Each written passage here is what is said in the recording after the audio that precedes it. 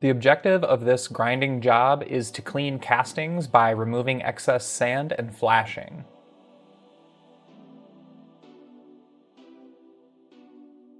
The equipment used includes a grinding bench, a wooden bin,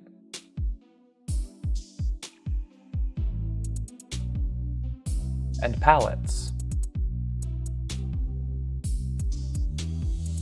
The tools used include chipping hammers, which are used to remove burned-in sand, a hand grinder, die grinders, used in areas where the hand grinder won't reach. All of the power tools are Top Cat grinding tools. These tools weigh 20 to 25 pounds. The materials used include castings and oil. The personal protective equipment included steel-toed shoes, a uniform that is flame retardant, gloves, hearing protection, a respirator or powered air purifying respirator.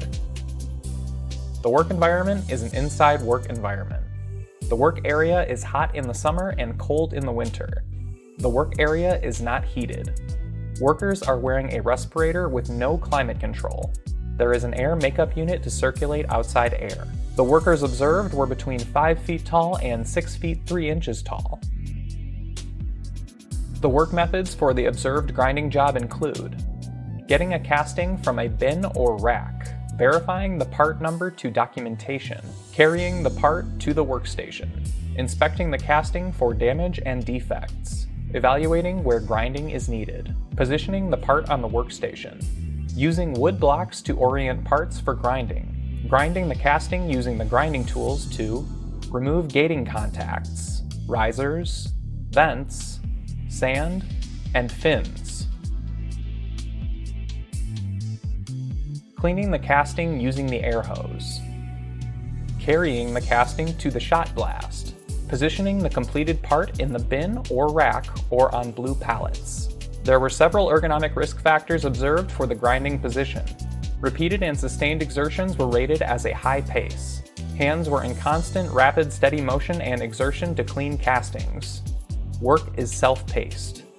Sustained exertions were observed and included continuous standing, continuous neck flexion or forward bending to view work.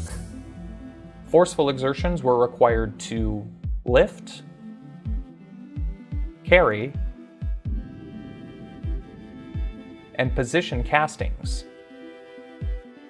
Castings weigh an average of 50 to 100 pounds. The range is between 5 and 200 pounds. And to use grinding tools and chipping hammers. Awkward postures were observed and include torso flexion to pack and position the casting in the bin, neck and torso flexion, torso twisting, and wrist deviation or sideways bending while grinding, elevated arm while grinding, torso and neck flexion while inspecting the casting. The mechanical or localized contact stress observed was contact between the hip, torso, and/or legs and the edge of the work table while grinding, and the bin while packing castings. Contact stress was also observed between the torso and legs and the casting while carrying the casting. The recommendations for the grinding job include: consider using task lighting to decrease posture stress. Investigate using adjustable height and tilt fixtures, or wedges made of wood or styrofoam, to position castings to decrease posture stress.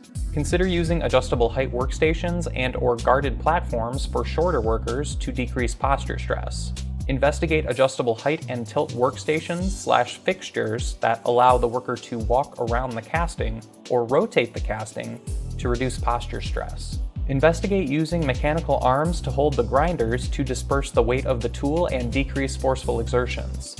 Tools must be suspended using equipment that allows the worker to move the hoses/tools out of the way. Route air lines overhead or from the back of the workstation to remove them from the floor and to decrease trip hazards. Investigate vibration reduction handles on the power tools to decrease vibration exposure. Consider using anti-vibration gloves that are also cut-resistant to decrease vibration exposure. Consider using anti-fatigue mats or shoe inserts to decrease sustained exertions. Consider using sit-stand chairs to decrease sustained exertions. Investigate utilizing tools with vibration reduction devices to decrease vibration exposure. Investigate alternatives to the chipping hammer to eliminate or reduce exposure to percussive tools. Chipping hammers generate a higher level of vibration in comparison to grinders. Investigate if a small grinding tool could be used instead of a chipping hammer to reduce exposure to vibration. Consider using adjustable carts to transport castings to decrease forceful exertions. Castings could be pushed from the workbench to the cart. Tool airlines, hoses, would need to be suspended overhead and not on the floor if carts are used to transport castings.